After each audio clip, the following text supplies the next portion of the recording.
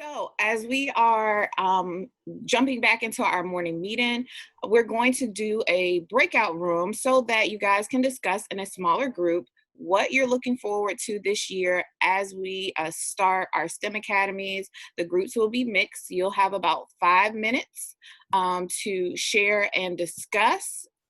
And that's all I do. All righty, let's go. You should receive a pop-up for your room. Yep. Okay.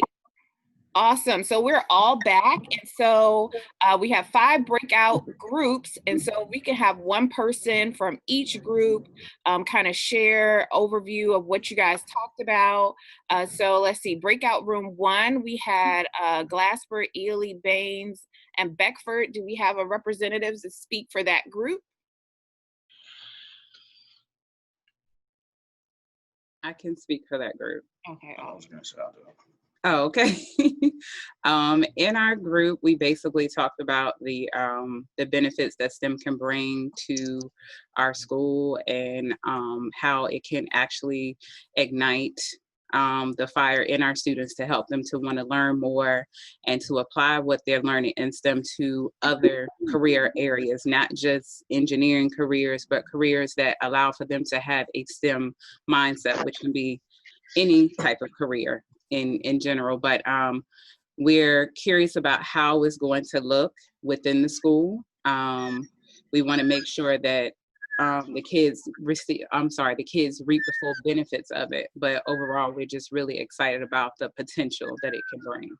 Awesome. Thank you for sharing. Group 2, we had London, Burden, and Behrman.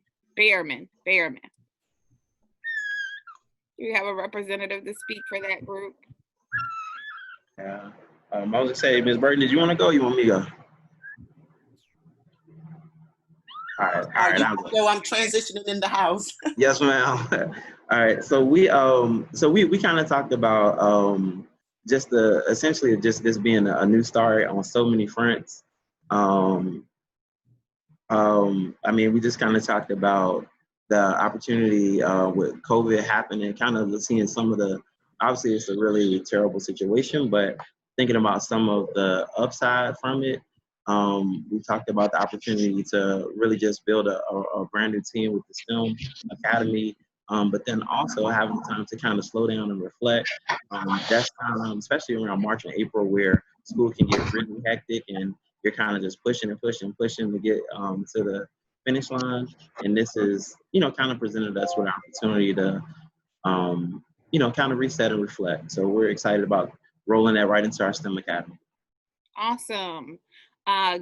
Group 3, we have Williams, Iker, and I am going to say this wrong. I apologize. Abdel Carter. And so we have a spokesperson for that group. Sure, I'll go. We discussed the creativity aspect and being excited about the opportunities that it will bring for our students. And we discussed just, maybe some concerns about how this is actually going to look and how we can collaborate, what our schedule will look like. But everyone seemed really engaged and excited. Awesome. Group 4, we have Upton, Dabney, Shelton, and McLeod. McLeod, you want to take it? Yeah, I'll take it. I think one of the main things we were talking about is that we were just excited to utilize this time, even though it's not necessarily the best time. We're in the middle of a pandemic, but this is the time for us to really be creative and try new things. And with the STEM program, we'll really be able to transform the way schooling is done currently. We're really looking forward to transitioning the minds and hearts of teachers, students, parents, and the community to just make them see school as the gateway for the future. We're preparing kids for what positions are going to be open to come. We're not looking at preparing kids to go into just the general workforce. We want to prepare doctors, engineers, lawyers, scientists, just really pushing that to get them out there. So we're really excited about that. Awesome. And then our last group, Manager, Neighbors, English, and Smith. I can take it. We had some great input from the members of our team. We discussed the endless opportunities that STEM could provide here at MLK. We talked about the 21st century skills that it would offer, the partnerships that we have that's going to make, the learning real. We also talked about the skills needed for the project-based and inquiry-based pedagogy and how awesome that is in engaging students. And then the hands-on learning. And then lastly, we talked about, what is going to look like 10 years from now. The opportunity of having students coming back and saying, hey, my passion was developed in Henderson. My passion was developed at MLK. So, I'm just, the long-term goal is to get those students to come back and say, hey, it started in middle school and I'm an engineer because of that program. So that's awesome. Yes, I'm excited about the excitement that you guys are sharing and the passion that you have for providing our students with a new opportunity and experiences that they haven't had before. And so we're going to jump into what our game plan is for today. So we're in our morning meeting right now. Then we're going to have some words from leadership, some inspiration. We already heard from Dr. Epp, and we have a guest speaker as well. We're going to have a team building activity. And then we're going to talk a little bit about the culture and climate and dive into the curriculum and instruction expectations a little bit. And then we're going to talk about the intervention and enrichment period that we're adding on. And then you'll have an opportunity for some school-based breakout where they'll let you know how lunch and everything will flow with that. And so to ensure that we're all on the same page with our learning today, we have some virtual learning norms. One, we want everybody to be present. And so what that means is, one, we want everybody to have their camera on. We want to see you. We want to engage.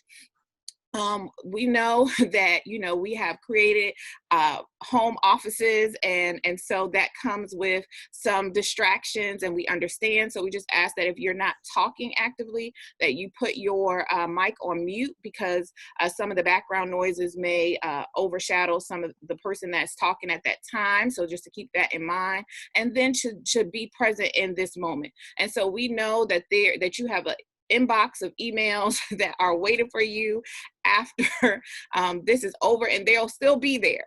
We want to make sure that we are present in this time that we have together, so that we can just be all on the same page as we launch into this great program. One, we also want to hear all voices, and so utilize the chat, utilize the emoji reactions, or you can put a wave or hands up or something like that. Myself, Dr. Robinson, Mr. Bierman, and others on the call on the group will be able to answer if I can't immediately get to your question in the chat.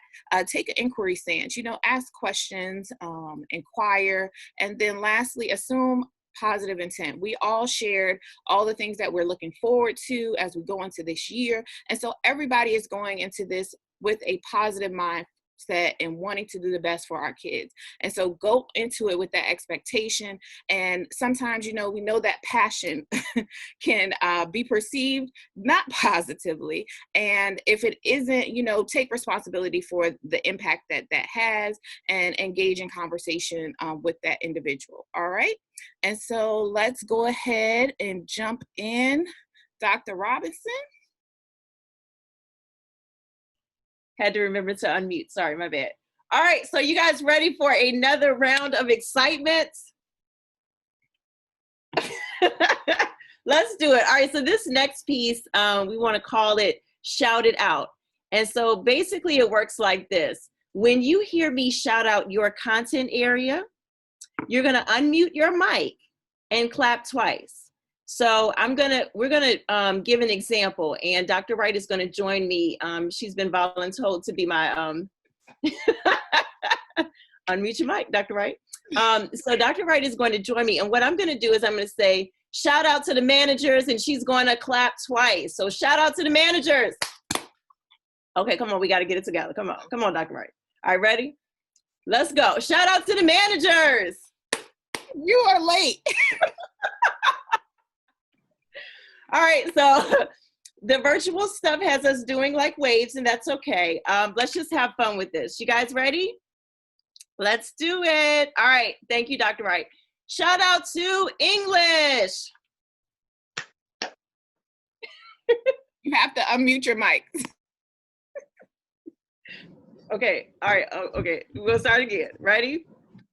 Love y'all. Shout out to English. There we go. Shout out to math.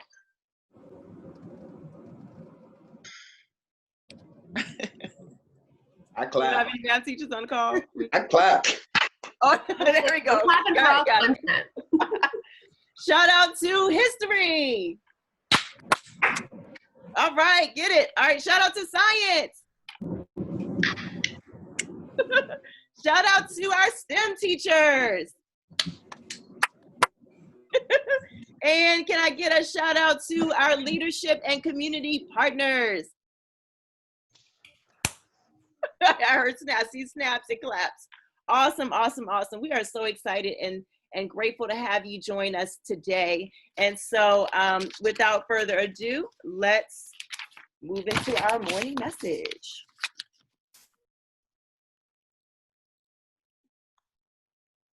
Our morning message today is centered on this quote: if you want something new, you have to stop doing something old. And so as we continue in our work together and our conversation and learning today, keep this in the forefront of your mind. We cannot expect to create new goals and new experiences for our students doing the same things that we've always done. And so as we think about what the day looks like, as we think about what learning experiences look like, as we think about, what projects look like, think new. Because we want to provide a new experience for our students. We want to give them new opportunities that they have never had before. And so it's going to be uncomfortable. It's going to be work, and it's okay. We're all in this together. We are a team. And so when we have those challenges, when we hit the stumbling blocks, when we have some obstacles and barriers in our way, we are here as a team together to support each other to get through it, because at the end of the day, we know that we are doing this for the best benefit of our students. And so we just ask that you just keep this quote in the forefront of your mind as we learn together today. And now we're going to have some kickoff inspiration from Chuck English. And so I'm going to pass it over to him. And we already heard from Tracy Epp. And so, all right, Chuck. Okay, hopefully my microphone's working. Good. So my name is Chuck English, and I'm the Virginia STEM coordinator. I have a very unique and fun position because I work with the Secretary of Education's office, the Department of Education, a couple other agencies, and I'm trying to piece together all the different great things that are happening around the state in terms of STEM. This state is doing a lot, and it's amazing to see all the great programs that are out there. But as of this point, it's not necessarily coordinated. And this group right here is a perfect opportunity of how can we take the lessons that we are learning here, the things that we are building, and share that with others? How can we help with the best practices and teach others how to avoid some of the pitfalls that we're going to bump into? So we need to coordinate some of those efforts. And in fact, my role is going to hit a neat point next month. I'm writing the state STEM plan with a commission, and we're turning that into the governor's office next month. So hopefully we'll have an opportunity to kind of coordinate some of these efforts. I was glad to hear some of the inspirational words that was said earlier by Tracy Epp, because she spoke more towards what's going to happen on the ground. And I actually kind of wanted to approach this from a very unique viewpoint. We are in the middle of a pandemic. And what does that mean in terms of STEM? I actually wrote a piece that I'm going to get published here soon. So I'm going to read from that first. So if you're going to see my eyes just off, I'm looking at another screen reading. But I wanted to kind of start off with that piece and then kind of end on how this wraps into some of the work that I see you doing, because I think this kind of hits it. Are you part of the 15% of the population who remember Sputnik, the purported catalyst for the scientific revolution that hit the United States 50 years ago? One small satellite inspired a country to realize that it was behind scientifically and to organize ourselves, our drive, and ambition. to do so much more. Schools, businesses, and the government were inspired and driven to push science and engineering further, ultimately creating so much more that we count on today as just part of our daily lives. When we ask why science, technology, engineering, and mathematics have not been fully embraced, some of the leaders say that STEM has not had its Sputnik moment. Technology's presence in our mainstream culture might have been a comparative result, but it built so slowly that we did not even have our moments during that. We just adapted to the technology we are using. We are the users and subjects of technology, from artificial intelligence to social media, to word processors and spreadsheets. It seamlessly blends into our everyday lives and interactions. Even the marketing we see and hear now consistently integrates big data analysis and automated algorithms, seeking patterns to project our future actions. These times of COVID-19 may be the moment we need to catalyze our actions around STEM. STEM education has predominantly been portrayed as a tool for developing workforce pipeline and keeping America globally active. STEM education and STEM literacy is much more.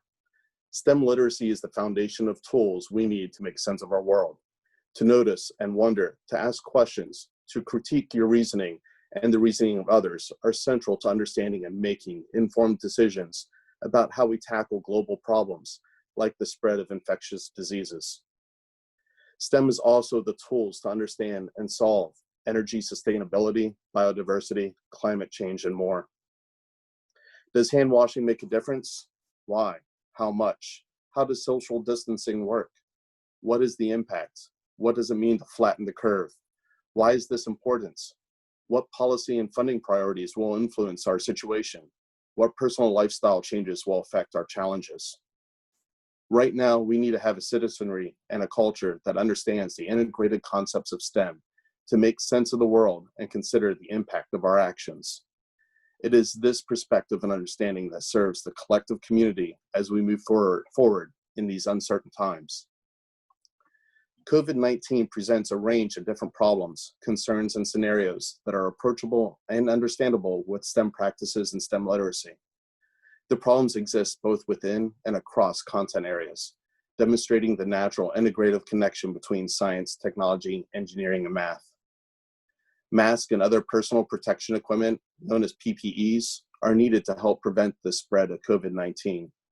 Individuals, community groups, industries, and universities, even schools, started to develop, manufacture, disinfect, and distribute PPEs in places of need.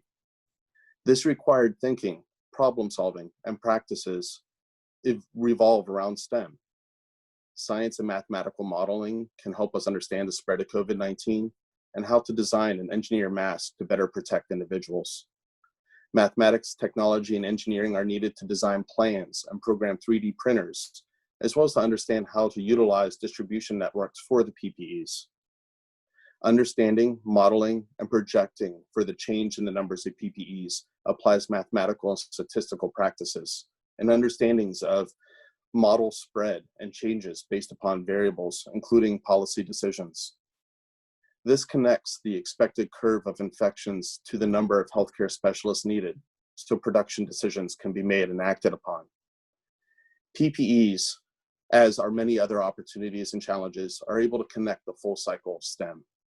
From social distancing to how vaccines work to medical testing to organizing safe gatherings, all can be explored and better understood through STEM. STEM literacy is literacy needed by each and every person. The vital nature of STEM literacy is evident in these unprecedented times that reveal how closely linked STEM understanding and tools are both to economic and community security, as well as the ability to make sense of, question, and participate in the world around us. An integrative approach to STEM is vital, not only to survive, but thrive through the changes that will come from this experience. This is not a challenge of just science, discrete and separate from math, or a solution strategy that will exclude the use of engineering and technology. Our problems, the ones we are experiencing now as a result of COVID-19, spreads within the United States and are in parts the result of us truly not grasping the implications of the virus's impact on our society and our structures. Greater STEM literacy will help. This COVID-19 moment raises the value of interdisciplinary STEM for every person, enabling them to develop and apply their understanding of science, technology, engineering, and mathematics to our daily lives, to notice, to wonder, to ask questions. This is our moment to clearly define how STEM can support and impact all of our lives. Those who understand STEM, its integration and application, they're able to participate in and lead in the changes to technology and our culture, and to move us forward. This moment has the opportunity for positive change in institutions that have remained stagnant. Together, we can make sure that every district and school has access and support to make the changes and grow, to improve, to learn, support the next generation of learners as they support our collective path forward. This is never more apparent than to the parents and families with kids in schools. As administrators, counselors, and teachers all scramble to find out the best ways to engage students in homebound experiences to effectively and efficiently advance learning. We will use our Sputnik moment to turn challenges into opportunities and build a culture of STEM for everyone. We have the opportunity for everyone's lives to be enriched through STEM. So I wrote that, and hopefully that'll be published soon. I'll gladly share that with anyone who's interested. But I'll say that having worked in the area, Richmond is so powerfully rich in STEM partners and people to work with. The universities around us, but especially VCU, is building a STEM center. We have resources here. We have businesses here that are involved in technology and bio research and understanding what's happening, working on vaccines. We have so many different partners we can work with and make science, make STEM all relevant to the lives of the children. And that connection means a lot. It's also important, and I'm thrilled to see that the way these academies are being structured, that the kids that are enrolled to participate in these academies all get to participate. STEM is for everyone. And one of the problems I've seen is when it's pulled aside as something that not everyone gets to participate in. This is our opportunity to engage youth at a point where they can see themselves as STEM leaders moving forward. And that STEM isn't just computer science. It includes computer science, but it's more than that. That STEM doesn't automatically mean you have to have a four-year degree. There are opportunities in four-year degrees, but also in other places too. So where can we meet the youth and help them make those connections and grow forward? If you look at the ACT statistics, 52% of Virginian graduates say that they are interested in STEM and would like to go into STEM, but only 30% enroll in the STEM their freshman year. This is not including the kids that drop out after they enroll. So we already lost from 52% to 30% just in that enrollment. So somewhere we need to build the confidence and the comfort with STEM topics so these people feel comfortable moving into those fields and that they are capable and enabled to succeed. So this is an opportunity for all of us to work together. And I am thrilled to see some of these things happening within your school district. I'm anxious to watch what happens and to hopefully be one of the people that will help bridge what's going on at RPS with some of the other districts that are looking to move forward themselves. So hopefully this will be an inspiration for others to see how that can be possible, and especially in such a unique time, taking advantage of this crisis to make the best moves to see how we can implement changes to better opportunities for the kids. Thank you for the opportunity to speak. Are there any questions?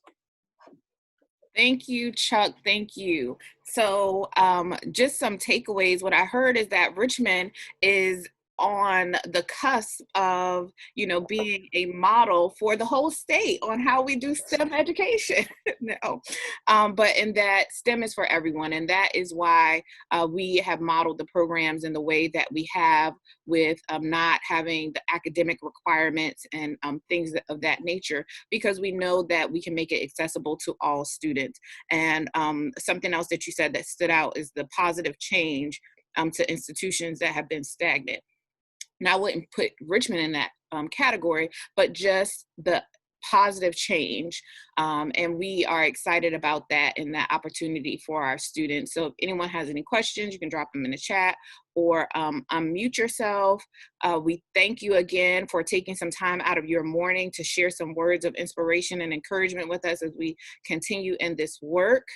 And let's see, does anybody? Well, and just to add a small thing about institutions that are stagnant, this is written for more than just schools. there are a lot of groups that need to take a look at this moment and see how to change. And I think a big part of this is we're seeing cultural change in terms of business. The amount of people telecommuting, and for me, part of the STEM plan is, you know what, if we're going to consider this a real change, now's the time to start looking at what does it mean to make sure that everyone has access to broadband, because we are a changing environment and culture, and we all need that. Yeah. So that's an access piece that I think is important. So there are a lot of institutions that I think need to take a look at this moment and see how can we make things better. So I just want to put that out there, that as an article, I wasn't trying to just point in one direction, but try to say now's an opportunity to look at a lot of things. Mhm. Awesome. Thank you again. You are Thank welcome you. to stay with us for the rest of the day, but I'm sure you have other things to do. And so again, we thank you for taking some time out of your day to share some words with us, and definitely send your article when it's published so that we can share it out, so that we can support and continue to learn from your wisdom as well. I wanted to add to Dr. Wright, if it's okay. I just wanted to add to the thanks and gratitude, not just for being here this morning, Chuck, but for I have watched the work that you've been doing over the last number of years to really support STEM throughout our state. And so I also wanted just to thank you for that good work that you continue to do. So we appreciate you, and we hope that you'll continue to work in partnership with our STEM Academies as we launch those today. Well, thank you. And I am going to leave, but please stay in touch. And if there are any questions, please reach out. Awesome. Will do. Have a great day. You too.